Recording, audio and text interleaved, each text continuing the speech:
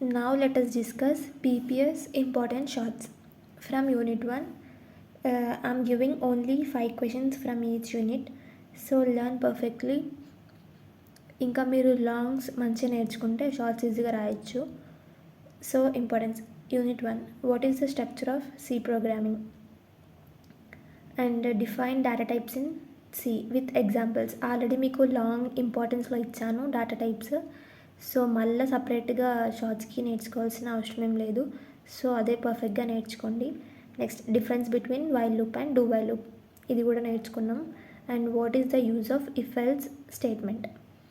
Next, right the syntax of for loop.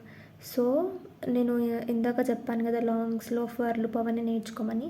ప్రతి ఒక్క దానికి సింటాక్స్ కూడా ఇంపార్టెంట్. నెక్స్ట్, ఇంకా ఇందులో కూడా అడగొచ్చు ఆల్గరిథం అంటే ఏంటి, ఫ్లో చార్ట్ అంటే ఏంటి. ఆల్రెడీ లాంగ్స్లో చెప్పాను కాబట్టి ఇంకా షార్ట్స్లో ఏం చెప్పట్లేను. Next, unit 2. యూనిట్ 2లో functions and pointers. First question, what is a function, write its advantages.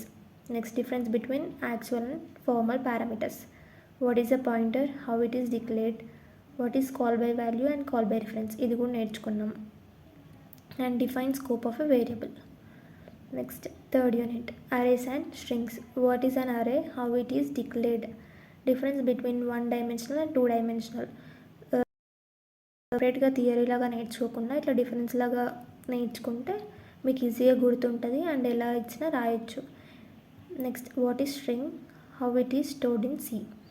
Right any two string handling functions. What is a linear search. Unit 4, what is recursion, give an example, difference between recursion and iteration.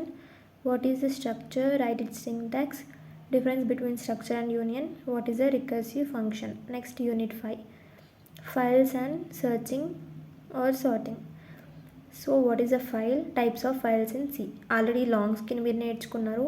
Next, difference between text file and binary file, ఇది లాంగ్కి కూడా వచ్చే chance ఉంది, important 5 మార్క్స్కి.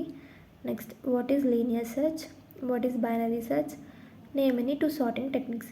చూసారు కదా, అన్నీ నేను ఇచ్చిన లాంగ్స్ ఇంపార్టెన్స్లోనే లాగానే ఉన్నాయి. సో మీరు లాంగ్స్ పర్ఫెక్ట్ నేర్చుకుంటే షార్ట్స్ కూడా పర్ఫెక్ట్గా ఆన్సర్ రాయగలుగుతారు. సో మీరు సపరేట్గా మళ్ళీ ఆన్సర్స్ డిఫరెంట్ ఏం నేర్చుకోకండి షార్ట్స్కి. లాంగ్స్ ఉన్నవే కొంచెం షార్ట్ చేసి రాయండి.